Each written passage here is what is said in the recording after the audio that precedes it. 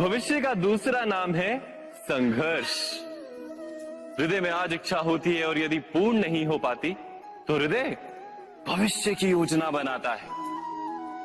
भविष्य में इच्छा पूर्ण होगी ऐसी कल्पना करता रहता है, किंतु जीवन ना तो भविष्य में है ना अतीत में। जीवन तो इस क्षण का नाम, अर्थात इस क्षण का अनुभव ही जीवन का अनुभव। पर हम ये जानते हुए भी इतना सा सत्य समझ नहीं पाते। या तो हम बीते हुए समय के स्मरणों को घेर कर बैठे रहते, या फिर आने वाले समय के लिए हम योजनाएं बनाते रहते हैं और जीवन जीवन बीत जाता है। एक सत्य यदि हम हृदय में उतार लें कि ना हम भविष्य देख सकते हैं, ना ही भविष्य निर्मित कर सकते हैं, हम तो केवल धैर्य और साहस के साथ भविष्य को आलिंगन दे सकते हैं, स्वागत कर सकते हैं भविष्य का। तो क्या जीवन का हर पल जीवन से नहीं भर जाएगा? स्वयं विचार कीजिए।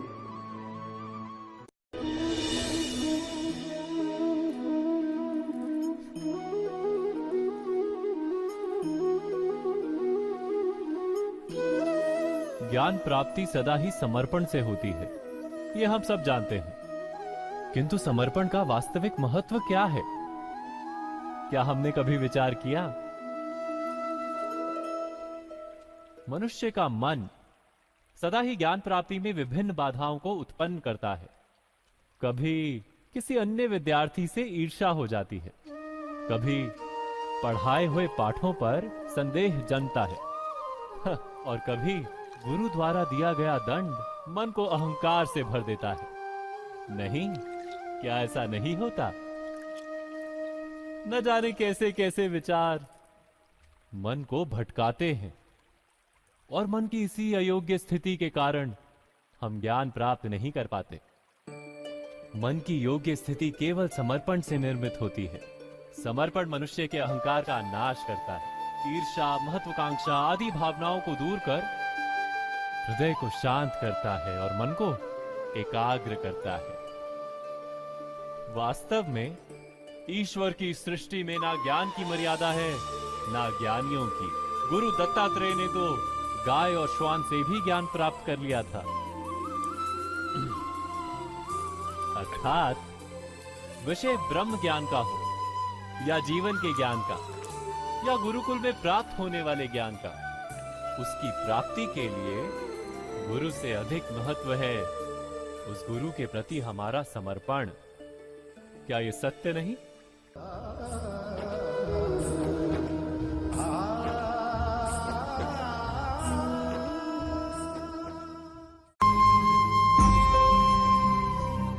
प्रत्येक मनुष्य के जीवन में ऐसा क्षण अवश्य आता है जब सारे स्वप्न, सारी आशाएं, सारे दृश्य ध्वस्त हो जाते हैं।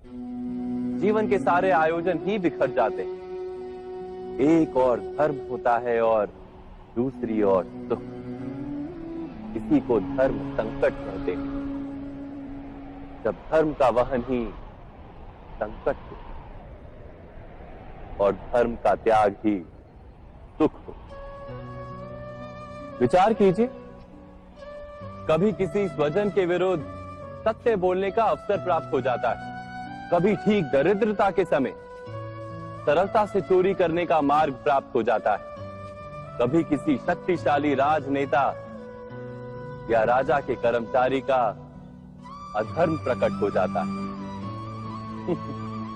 सबके जीवन में ऐसी घटना बनती ही रहती है। अधिकतर लोग ऐसे किसी क्षण को धर्म संकट के रूप में जान ही नहीं पाते। हमें किसी प्रकार के संघर्ष का अनुभव ही नहीं होता। सहजता से सुख की ओर खींचे चले जाते हैं, जैसे मक्खी गुड़ की ओर खींची चली जाती। वास्तव में धर्म संकट का क्षण ईश्वर के निकट जाने का क्षण होता है। यदि हम संघर्षों से भयभीत ना हो, सुख की ओर आकर्षित ना हो, अपने धर्म पर दृढ़ रहे, तो ईश्वर का साक्षात्कार दूर नहीं।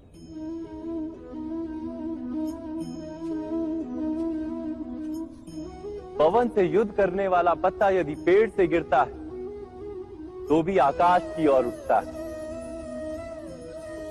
पवन से झुकने वाली घास वही भूमि पर रह जाती। अर्थात धर्म संकट से यदि हम संकट को ही टाल दें,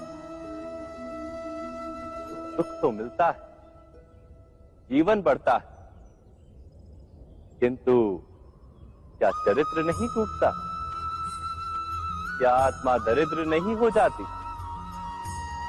क्या ईश्वर से अंतर नहीं हो जाता? स्वयं विचार किए। दो व्यक्ति जब निकट आते हैं तो एक दूसरे के लिए सीमाएं और मर्यादाएं निर्मित करने का प्रयत्न अवश्य करते हैं। हम यदि सारे संबंधों पर विचार करें तो देखेंगे कि इन सारे संबंधों का आधार यही सीमाएं हैं जो हम दूसरों के लिए निर्मित करते हैं। और यदि अनजाने में भी कोई अन्य व्यक्ति इन सीमाओं को तोड़ता है तो उसी क्षण हमारा हृदय क्रोध से भर जाता है। इन सीमाओं का वास्तविक रूप क्या है? क्या हमने कभी विचार किया?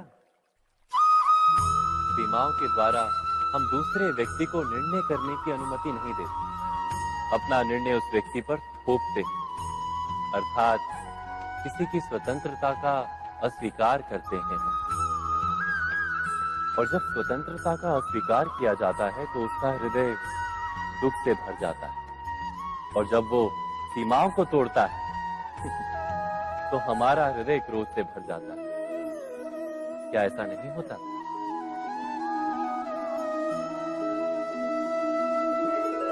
पर यदि एक दूसरे की स्वतंत्रता का सम्मान किया जाए तो किसी मर्यादाओं या सीमाओं की आवश्यकता ही नहीं होती।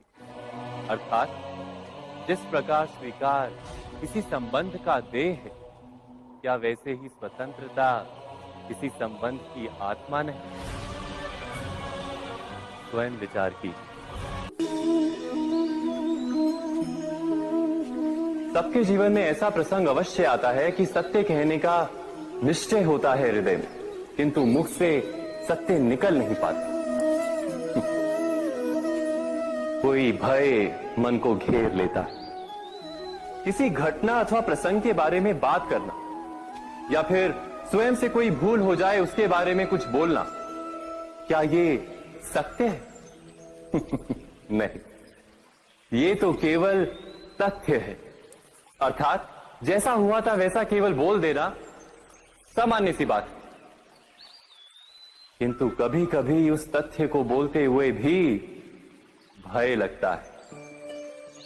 कदाचित किसी दूसरे की भावनाओं का विचार आता है मन, दूसरे को दुख होगा ये भय भी शब्दों को रोकता है।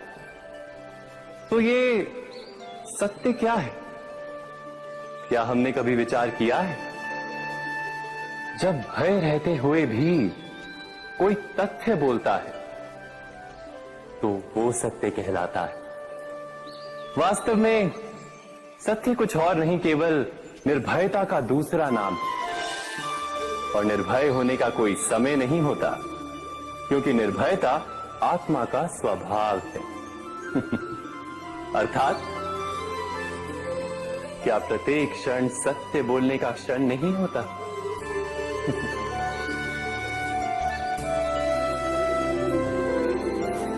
स्वयं विचार कीजिए।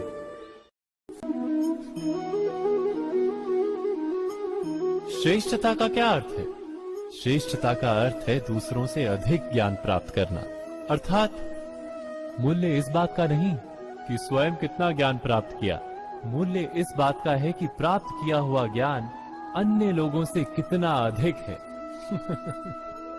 अर्थात श्रेष्ठता की इच्छा ज्ञान प्राप्ति को भी एक स्पर्धा बना देती है।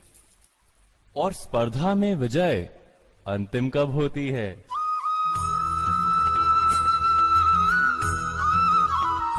कुछ समय के लिए तो श्रेष्ठ बना जा सकता है, किंतु सदा के लिए कोई श्रेष्ठ नहीं रह पाता। फिर वही असंतोष, पीड़ा और संघर्ष जन्म लेता है। किंतु श्रेष्ठ बनने के बदले यदि उत्तम बनने का प्रयत्न करें तो क्या होगा? उत्तम का अर्थ है कि जितना प्राप्त करने योग्य है वो सब प्राप्त करना, किसी से अधिक पाने की इच्छा से नहीं, मात्र आत्मा की तृप्ति हेतु कुछ प्राप्त करना। उत्तम के मार्ग पर किसी अन्य से स्पर्धा नहीं होती, स्वयं अपने आप से स्पर्धा होती है। अर्थात उत्तम बनने का प्रयत्न करने वाले को देर अबेर सारा ज्ञान प्राप्त हो जाता है, बिना प्रयत्न के ही वो श्रेष्ठ बन जाता है। किंतु जो श्रेष्ठ बनने का प्रयत्न करता है वो श्रेष्ठ बने या ना बने, उत्तम कभी नहीं बन पाता।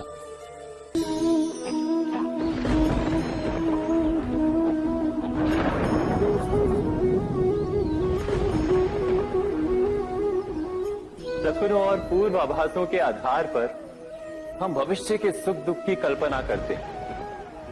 भविष्य के दुख का कारण दूर करने के लिए हम आज योजना बनाते हैं।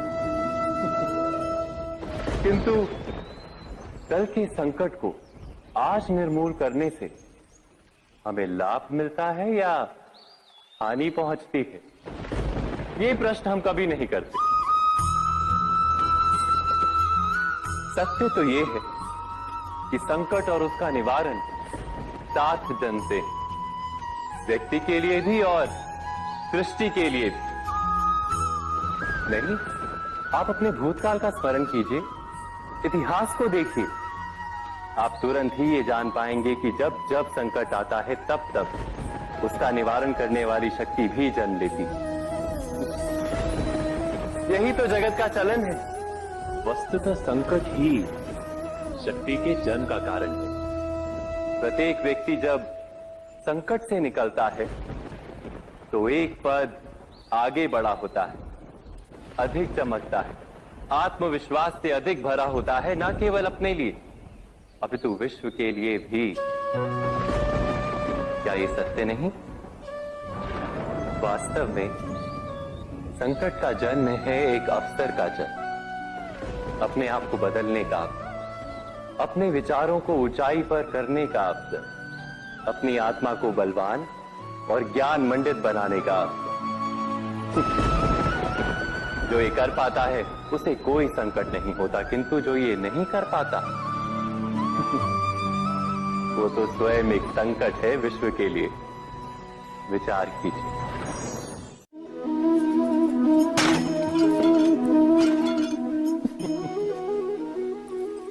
कभी कभी कोई घटना मनुष्य के जीवन की सारी योजनाओं को तोड़ देती और मनुष्य उस आघात को अपने जीवन का केंद्र मान लेता। पर क्या भविष्य मनुष्य की योजनाओं के आधार पर निर्मित होते हैं? नहीं। जिस प्रकार किसी ऊंचे पर्वत पर सर्वप्रथम चढ़ने वाला उस पर्वत की तलाई में बैठकर जो योजना बनाता है, क्या वही योजना उसे उस पर्वत की चोटी तक पहुंचाती है? नहीं। वास्तव में वो जैसे जैसे ऊपर चढ़ता है वैसे वैसे उसे नई नई चुनौतियां, नई नई विडंबनाएं, नए नए अवरोध मिलते हैं। प्रत्येक पद पर वो अपने अगले पद का निर्णय करता है। प्रत्येक पद पर उसे अपनी योजनाओं को बदलना पड़ता है। कहीं पुरानी योजना उसे खाई में ना ढकेल दे। वो पर्वत को अपने योग्य नहीं बना पाता, केवल स्वयं को पर्वत के योग्य बना सकता है। क्या जीवन के साथ भी ऐसा ही नहीं? जब मनुष्य जीवन में किसी एक चुनौती को, एक अवरोध को अपने जीवन का केंद्र मान लेता है, अपने जीवन की गति को ही रोक देता है, तो वो अपने जीवन में सफल नहीं बन पाता और ना ही सुख और शांति प्राप्त कर पाता। अर्थात जीवन को अपने योग्य बनाने के बदले स्वयं अपने को जीवन के योग्य बनाना ही सफलता और सुख का एकमात्र मार्ग नहीं। स्वयं विचार कीजिए।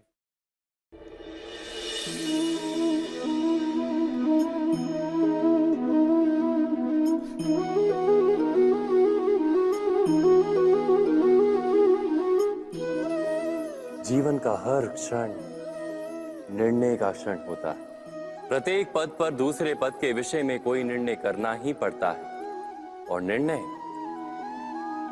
निर्णय अपना प्रभाव छोड़ जाता है।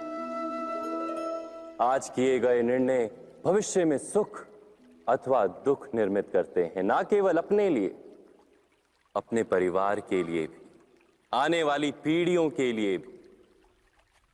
जब कोई दुविधा सामने आती है तो मन व्याकुल हो जाता है, अनिश्चय से भर जाता है। निर्णय का वो क्षण युद्ध बन जाता है और मन बन जाता है युद्ध भूमि। अधिकतर निर्णय हम दुविधा का उपाय करने के लिए नहीं, केवल मन को शांत करने के लिए लेते हैं। पर क्या कोई दौड़ते हुए भोजन कर सकता है? नहीं। तो क्या युद्ध से जूझता हुआ मन कोई योग्य निर्णय ले पाएगा? वास्तव में शांत मन से जब कोई निर्णय करता है तो अपने लिए सुखद भविष्य बनाता है, किंतु अपने मन को शांत करने के लिए जब कोई निर्णय करता है तो वो व्यक्ति भविष्य में अपने लिए कांटों भरा वृक्ष लगाता है। स्वयं विचार कीजिएगा।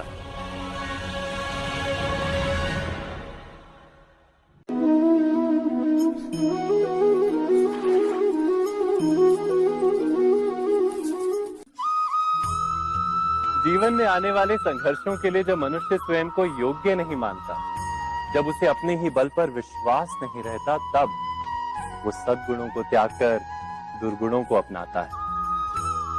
वस्तुतः मनुष्य के जीवन में दुर्जनता जन्म ही तब लेती है जब उसके अंतर में आत्मविश्वास नहीं होता। आत्मविश्वास ही अच्छाई को धारण करता है। ये आत्मविश्वास है क्या?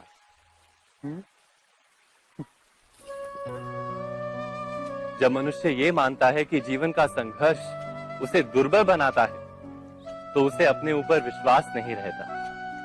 वो संघर्ष के पार जाने के बदले संघर्ष से छूटने के उपाय ढूंढने लगता है। किंतु जब वो ये समझता है कि ये संघर्ष उसे अधिक शक्तिशाली बनाते हैं, ठीक जैसे व्यायाम करने से देह की शक्ति बढ़ती, तो प्रत्येक संघर्ष के साथ उसका उत्साह बढ़ता है। अर्थात आत्मविश्वास और कुछ भी नहीं, मन की स्थिति, जीवन को देखने का दृष्टिकोण मात्र है। और जीवन का दृष्टिकोण तो मनुष्य के अपने वश में होता है। स्वयं विचार कीजिए।